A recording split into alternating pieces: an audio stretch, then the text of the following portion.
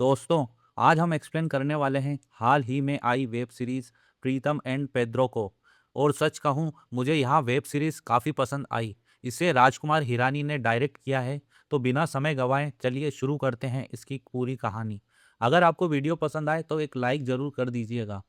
कहानी की शुरुआत होती है एपिसोड 1 से। रात के समय 4 लोग बुर्का पहनकर आते हैं और पूरा का पूरा एटीएम उखाड़कर अपने साथ ले जाते हैं। अब अगली सुबह का सीन होता है पुलिस स्टेशन में। प्रीतम अपने दादाजी के साथ रिपोर्ट लिखवाने पहुंचता है। असल में उसके दादाजी की पुरानी टेप रिकॉर्डर गायब हो गई थी। उसी टेप रिकॉर्डर में उनकी स्वर्गवासी पत्नी यानी प्रीतम की दादी की आवाज़ रिकॉर्ड थी। इसीलिए प्रीतम पुलिस वाले से कहता है, सर प्लीज़ वहाँ टेप रिकॉर्डर ढूंढ दीजिए। उस पर माय जानस वॉइस लिखा है। वही मेरी दादी की आखिरी निशानी है। लेकिन कांस्टेबल कहता है, कल रात 28 लाख रुपए के साथ पूरा एटीएम चोरी हो गया। हम उसी केस में बिजी हैं। अभी तुम्हारा काम नहीं हो पाएगा। यहाँ सुनकर प्रीतम वहाँ से जाने लगता है। लेकिन फिर वहाँ कुछ सोचता है, अपने दादाजी को घर भेज देता है और खुद पुलिस वालों से बहस करने लगता है। वहाँ बार-बार कहता है, सर वहाँ टेप रिकॉर्डर सिर्फ आप ही ढूंढ सकते हैं, प्लीज़ मेरी मदद कीजिए। लेकिन पुलिस वाला अपने काम में बिजी था और जब प्रीतम बार-बार जिद करने लगा तो गुस्से में उसे लॉकअप में बंद कर दिया जाता है। तभी इंस्पेक्टर पेद्रो की एंट्री होती है। वहाँ भी एटीएम चोरी वाले केस को लेकर काफ़ी परेशान था। लॉकअप से प्रीतम ज़ोर-ज़ोर से चिल्लाने लगता है। वहाँ कहता है, सर मुझे घर जाने दीजिए, मेरे दादाजी अकेले हैं, उनकी दवाई का समय हो रहा है। लेकिन कोई उसकी बात नहीं सुनता। सब लोग एटीएम केस में ही बिजी होते हैं। फिर अचानक प्रीतम कहता है, सर अगर मैं आपको एटीएम ढूंढने में मदद कर दूं, तो क्या आप मुझे छोड़ देंगे? यहाँ सुनकर पेद्रो भी हैरान रह जाता है। उसे समझ नहीं आता कि यहाँ लड़का ऐसा कैसे करेगा। फिर भी वह प्रीतम को लॉकअप से बाहर निकाल देता है। प्रीतम करीब 15 मिनट तक कंप्यूटर पर काम करता है और फिर एटीएम की लोकेशन, उसे चुराने वाले लोग और उन 4 चोरों की फोटो भी पेद्रो के सामने रख देता है। यहाँ देखकर पेद्रो के होश उड़ जाते हैं और वो शुरू में यकीन नहीं करता और कहता है, अगर यहाँ लोग गलत निकले तो तुम इस लॉकअप में यहीं सड़ोगे। इसके बाद वहाँ प्रीतम की बताई हुई लोकेशन पर पहुँचता है। वहाँ एक दुकान खुलवाने पर उन्हें चोरी किया हुआ एटीएम मिल जाता है। हालांकि उसके अंदर का सारा पैसा पहले ही निकाला जा चुका था। इसके बाद पेद्रो उन चारों लड़कों को पकड़ने निकलता है। उसी दिन उनमें से एक की शादी होती है और बारात उसी रास्ते से गुजर रही होती है। जैसे ही वो लोग पुलिस को देखते हैं, चारों भागने लगते हैं। लेकिन पुलिस आखिरकार उन्हें पकड़ ही लेती है। अब पेद्रो को यकीन हो जाता है कि प्रीतम की दी हुई हर जानकारी बिल्कुल सही थी। असल में इन लोगों ने शादी का खर्चा निकालने के लिए एटीएम चुराया था। इसके बाद पेद्रो कहीं जा रहा होता है तो वहाँ प्रीतम से कहता है, चल तुझे मैं छोड़ देता हूँ, लेकिन रास्ते में मुझे यहाँ जरूर बताना कि तूने यहाँ सब पता कैसे लगाया। रास्ते में प्रीतम बताता है, सबसे पहले मैंने उस समय एटीएम के आसपास जितने भी फ़ोन एक्टिव थे उन्हें ट्रेस किया। फिर देखा कि आपस में सिर्फ 4 नंबर लगातार बात कर रहे थे। तभी मुझे समझ आ गया कि यही चारों चोर हैं। इसके बाद मैंने उनके फ़ोन भी ट्रेस किए। फिर उनके नंबर से सोशल मीडिया प्रोफाइल चेक की। वहीं से पता चला कि यहाँ चारों दोस्त हैं और इनमें से एक की शादी 2 दिन बाद है। इसीलिए मैंने आपको उनकी पूरी लोकेशन और सारी जानकारी दे दी। प्रीतम की बात सुनकर पेद्रो हैरान रह जाता है। वहाँ पूछता है, तू करता क्या है? तभी प्रीतम जवाब देता है, सर मैं वैक्यूम क्लीनर बेचता हूँ। यहाँ सुनकर पेद्रो को बिल्कुल अच्छा नहीं लगता। उसे समझ नहीं आता कि इतना बड़ा कंप्यूटर जीनियस वैक्यूम क्लीनर क्यों बेच रहा है। लेकिन इसके पीछे भी प्रीतम की एक कहानी है जो हमें आगे पता चलेगी। प्रीतम को घर छोड़ने के बाद पेद्रो के पास उसके हेड का फोन आता है। वहाँ कहता है, जल्दी मिनिस्टर के घर पहुंचो, वहाँ चोरी हुई है। पेद्रो तुरंत निकल जाता है। मिनिस्टर के घर पहुंचने पर पेद्रो को पता चलता है कि मिनिस्टर की पत्नी का फोन चोरी हो गया है। वहाँ इसी वजह से परेशान है। हालांकि घर से और कुछ भी चोरी नहीं हुआ है। यहाँ सुनकर पेद्रो कहता है, कोई चोर सिर्फ फोन चुराने के लिए मिनिस्टर के घर नहीं आएगा। मुझे लगता है फोन अभी भी यहीं घर में है। तभी मिनिस्टर का बेटा विनी वहां आता है। उसे देखकर पेद्रो को उस पर शक होने लगता है। वहां साठे से कहता है, मुझे विनी से बात करनी है, मुझे लगता है फोन उसी के पास है। साठे यहाँ बात मिनिस्टर को बता देता है। यहाँ सुनते ही मिनिस्टर भड़क जाता है। वहाँ कहता है, तुम पागल हो गए हो क्या? मेरा बेटा फोन क्यों चुराएगा? जाओ मेरा फोन ढूंढ कर लाओ। इसके बाद पेद्रो फोन का मॉडल पूछकर वहां से निकल जाता है। बाहर आकर वहाँ सोचने लगता है कि अब फ़ोन कहाँ से ढूँढूँ। तभी वहाँ एक दुकान से उसी मॉडल का नया फ़ोन खरीद लेता है। फिर थाने पहुँचकर एटीएम चोरी वाले एक आरोपी को बुलाता है और उससे कहता है, "एक गुनाह और कबूल कर लो, मैं तेरी सज़ा कम करवा दूँगा। बस इतना बोल देना कि यहाँ फ़ोन भी तूने ही चुराया था।" वह आदमी इस बात के लिए मान जाता है। इसके बाद पेड्रो सीधे मिनिस्टर के घर पहुँचता है। वहाँ फ़ोन देते हुए कहता है, "सर, यही आदमी आपका फ़ोन चुरा कर ले गया था।" प्लान के मुताबिक वहाँ आरोपी भी हाँ कह देता है। लेकिन तभी मिनिस्टर की पत्नी अपना असली फ़ोन निकाल लेती है और कहती है, "यह फ़ोन मेरे बेटे के पास ही मिला है। तुम लोग कितने झूठे पुलिस वाले हो।"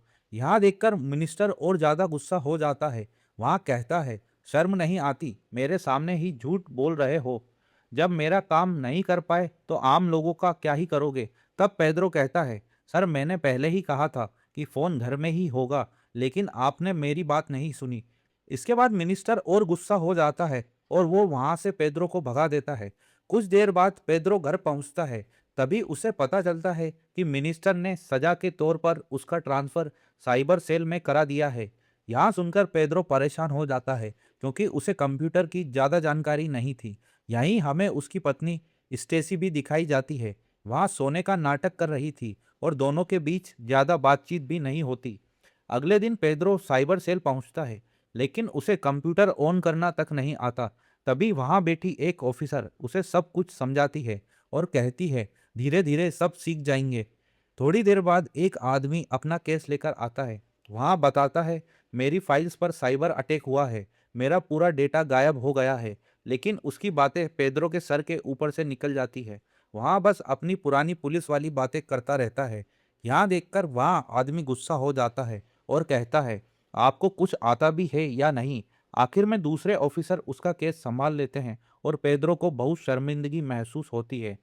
इसके बाद वहाँ सीधे अपने हेड के पास जाता है और कहता है, "सर, प्लीज़ मुझे मेरी पुरानी पोस्टिंग वापस कर दीजिए। मैं साइबर सेल में पागल हो जाऊंगा।" लेकिन उसके हेड कहते हैं, "पहले मिनिस्टर का गुस्सा शांत होने दो, फिर तुम्हें वापस भेज देंगे।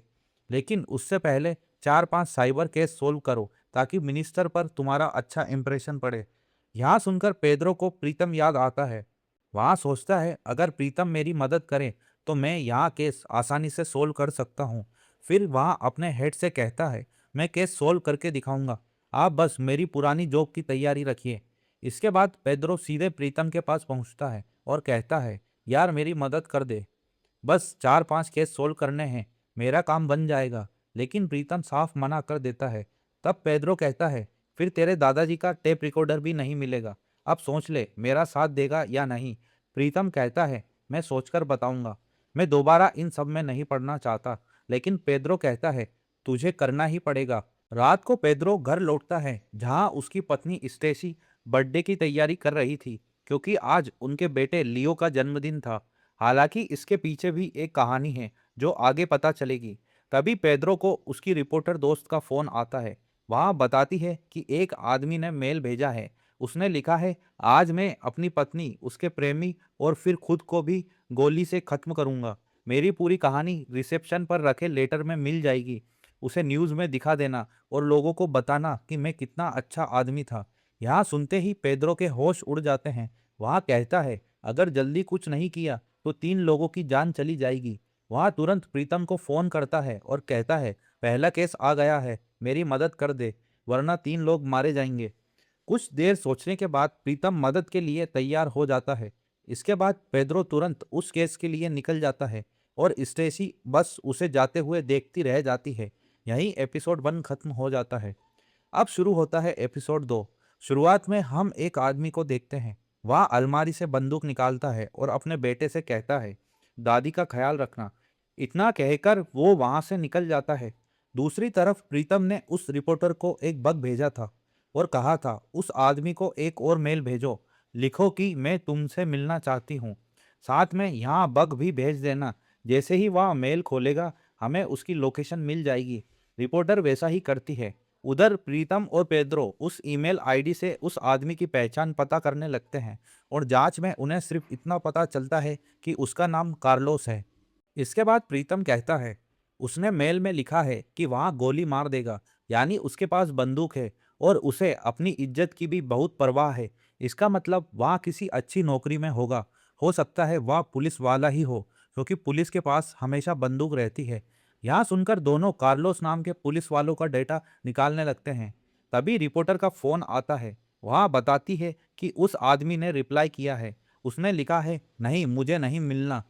यानी उसने मेल खोल लिया था। बस यही प्रीतम को चाहिए था। वह तुरंत बग की मदद से कार्लोस की लोकेशन ट्रेस कर लेता है। कार्लोस एक जगह बैठकर शराब पी रहा था। उसके बाद प्रीतम और पेद्रो उसे रोकने के लिए निकल पड़ते हैं। थोड़ी देर बाद कार्लोस एक होटल पहुंचता है। सबसे पहले वह रिसेप्शन पर एक लेटर छोड़ता है और कहता है कि यहाँ रिपोर्टर को दे देना। इसके बाद वह अपनी पत्नी का रूम नंबर पूछता है और उसे मारने के इरादे से ऊपर चले जाता है। कुछ ही देर में प्रीतम और पेद्रो भी उसी होटल पहुंच जाते हैं। वहां भी रूम नंबर पता करके कार्लोस के पीछे निकल पड़ते हैं। जैसे ही कार्लोस अपनी पत्नी के कमरे तक पहुंचता है, उसी समय पेद्रो वहां आ जाता है। वहां कार्लोस को रोकने की कोशिश करता है, लेकिन कार्लोस उसी पर गोली चला देता है। हालांकि पेद्रो को गोली नहीं लगती। इसके बाद कार्लोस कमरे का दरवाजा खोलता है। अंदर उसकी पत्नी अपनी प्रेमी के साथ थी। यहाँ देखकर वहां दोनों को मारने ही वाला था। तभी पीछे से प्रीतम बोलता है, अगर आज तूने अपनी पत्नी को मार दिया तो तेरा बेटा तुझे हमेशा एक हत्यारे के रूप में याद रखेगा।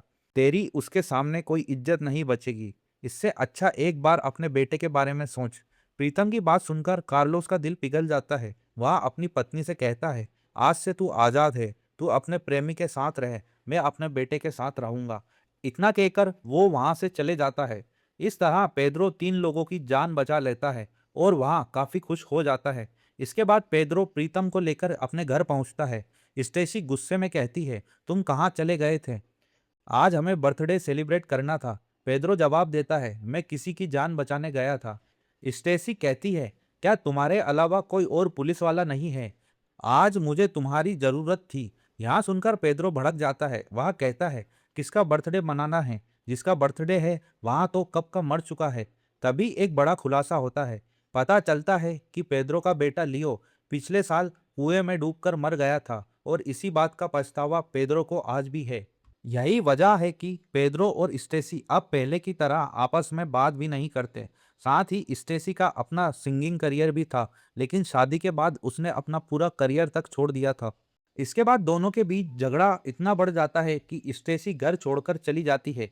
अगली सुबह पेद्रो उसे कई बार कॉल करता है, लेकिन स्टेसी अपना फोन नहीं उठाती। इसी वजह से पेद्रो का काम में भी मन नहीं लगता। वह पूरी तरह परेशान हो जाता है। कुछ देर बाद वह प्रीतम से मिलता है और कहता है, मुझे जल्दी जल्दी कई केस सोल्व करने हैं ताकि मेरा ट्रांसफर वापस क्राइम ब्रांच में हो सके। तभी पेद्रो के पास एक कांस्टेबल का फोन आता है। वह बताता है कि प्रीतम के दादाजी का टेप रिकॉर्डर मिल गया है। यहाँ सुनते ही दोनों थाने पहुंच जाते हैं। रिकॉर्डर देखकर प्रीतम बहुत खुश हो जाता है, लेकिन जब वह उसे खोलकर देखता है तो उसके अंदर कैसेट ही नहीं होती। तब प्रीतम कहता है, बिना कैसेट के मैं इसका क्या करूंगा? मेरे दादाजी को तो दादी की आवाज सुननी है। यहाँ सुनकर पेद्रो कांस्टेबल से कहता है, जाओ कैसेट भी ढूंढ कर लाओ। उसी समय टीवी पर एक बड़ी खबर चलती है, मिनिस्टर के बेटे विनी का किडनैप हो गया है। यहाँ देखते ही पेद्रो कहता है, अगर यहाँ केस मैंने सोल्व कर दिया तो मिनिस्टर खुद मेरा ट्रांसफर क्राइम ब्रांच में करवा देगा। इसके बाद वहाँ तुरंत मिनिस्टर के घर पहुंच जाता है। वहाँ पता चलता है कि विनी स्कूल से घर तो आया था, लेकिन उसके बाद वहाँ अचानक गायब हो गया और जिसने भी उसका अपहरण किया था उसने पूरी प्लानिंग के साथ यहाँ काम किया था। तभी मिनिस्टर के पास किडनैपर का फोन आता है। वहाँ कहता है, मुझे 5 करोड़ रुपए चाहिए, वरना तेरा बेटा नहीं बचेगा। कल तक का समय है, पैसों का इंतजाम कर ले। इसके बाद पेद्रो कहता है, यहाँ केस हम संभाल लेंगे। लेकिन मिनिस्टर कहता है, इस ऑफिसर से कुछ नहीं होगा। तब पेद्रो के हेड मिनिस्टर से कहते हैं, यहाँ बहुत काबिल ऑफिसर है, सब संभाल लेगा। इसके बाद पेद्रो प्रीतम का बताया हुआ तरीका अपनाता है और उस नंबर को ट्रेस करने की कोशिश करता है। लेकिन जांच में पता चलता है कि जिस महिला के नाम पर यह नंबर लिया गया था उसकी तो काफी पहले ही मौत हो चुकी थी। यानी किडनैपर ने उसके आधार का इस्तेमाल करके फर्जी सिम निकाली थी। यहाँ सुनते ही मिनिस्टर फिर से गुस्सा हो जाता है। वहाँ कहता है, तुझे कुछ आता भी है? तू मेरे बेटे को नहीं ढूंढ पाएगा। इस पर पेद्रो भी गुस्से में कहता है, अगर आप लोग हमें ठीक से काम करने दें तो हम काम भी कर सकते हैं। उस दिन भी मैंने कहा था कि फोन घर में ही है, लेकिन किसी ने मेरी बात नहीं सुनी। मैं जानता हूँ बेटा खोने का दर्द क्या होता है, इसीलिए मैं आपको एक आदमी का नंबर देता हूँ। अगर उसका मन हुआ तो वहाँ आपकी मदद कर देगा। मैं इस केस से बाहर हूँ। इतना कहकर पेद्रो वहाँ से जाने लगता है। तभी साठे उसके पास आता है और कहता है, मिनिस्टर सर ने तुमसे माफ़ी मांगी है। उन्होंने कहा है यहाँ केस तुम ही संभालोगे। इसी दौरान हमें एक हैकर भी दिखाया जाता है जो मिनिस्टर के घर पर नज़र रखे हुए था। और यहीं पर एपिसोड 2 खत्म हो जाता है।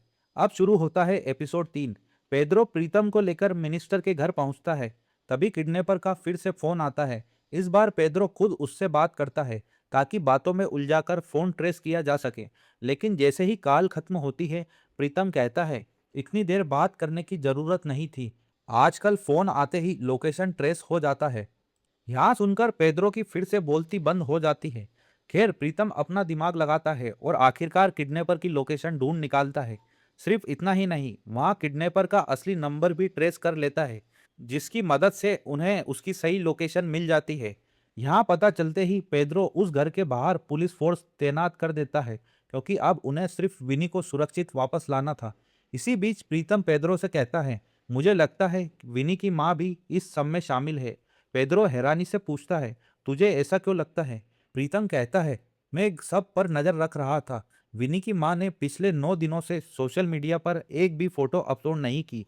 पेद्रो कहता है, शायद बेटे के किडनैप होने की वजह से उसने कुछ पोस्ट नहीं किया होगा।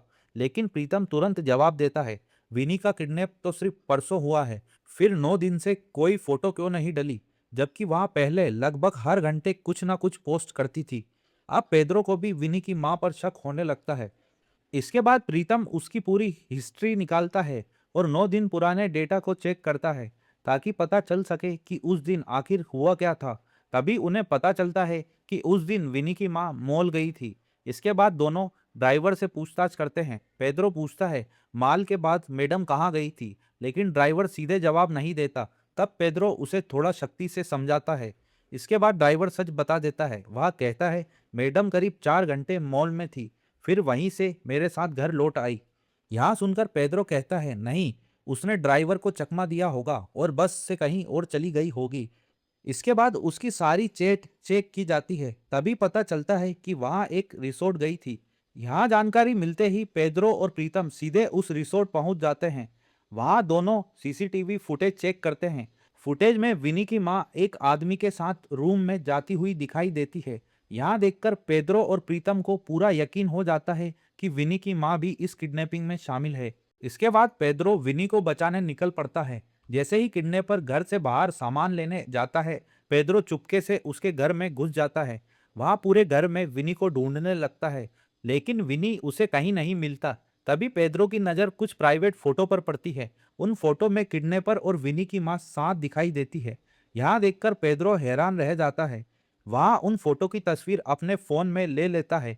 उसी समय किडनैपर वापस आ जाता है, इसीलिए पेद्रो वहां से निकल जाता है। हालांकि उसे विनी नहीं मिल पाया था। यहाँ बात सुनकर मिनिस्टर और भी ज्यादा गुस्सा हो जाता है। वहाँ कहता है, अब से तुम लोग घर के बाहर बैठकर ही यहाँ केस सोल्व करोगे। इसके बाद पेद्रो सीधे विनी की माँ के पास जाता है और उसे वहाँ फोटो दिखाकर कहता है, अब हमें पता चल गया है कि तुम भी इस सब में शामिल हो। इस पर विनी की माँ कहती है, मैंने कुछ नहीं किया, असल में यहाँ आदमी मुझे ब्लैकमेल कर रहा है। शादी से पहले यहाँ मेरा बॉयफ्रेंड था। इसके बाद कहानी फ्लैशबैक में चली जाती है। वह आदमी विनी की माँ से कहता है, मुझे 5 करोड़ रुपए चाहिए, मेरे ऊपर बहुत सारा कर्ज है। लेकिन विनी की माँ पैसे देने से मना कर देती है। तब वह उसे धमकाते हुए कहता है, अगर पैसे नहीं दिए तो हमारी सारी फोटो सबके सामने डाल दूंगा। विनी की माँ कहती है, मैं कुछ कर भी नहीं पाई, उससे पहले ही विनी का किडनैप हो गया और वहाँ आदमी एक बुकी है, वहाँ सट्टा लगवाने का काम करता है। अगर उसके साथ मेरा नाम जुड़ गया तो मिनिस्टर की भी बदनामी होगी, इसीलिए मैं अब तक चुप हूँ। इसके बाद हमें वही हैकर वापस से दिखाई देता है जो मिनिस्टर के घर पर नजर रखे हुए था। जैसे ही एक अमीर आदमी वहां पहुंचता है, वहां उसका फोन भी हैक कर लेता है। यानी यहाँ हैकर बहुत ही खतरनाक और एक्सपर्ट था। यही एपिसोड 3 खत्म हो जाता है। दोस्तों अब यहाँ वेब सीरीज धीरे धीरे और भी ज़्यादा इंटरेस्टिंग होती जा रही है। हालांकि सीरीज थोड़ी लंबी है, इसीलिए इसके एपिसोड लाने में थोड़ा समय लग रहा है। अगर आप चाहते हैं कि हम बाकी सारे एपिसोड भी जल्दी लेकर आएं तो कमेंट में पार्ट 2 जरूर लिखिए। और अगर आपको मेरा एक्सप्लेनेशन पसंद आया हो तो वीडियो को लाइक करिए और चैनल को सब्सक्राइब करिए। Thank you for watching.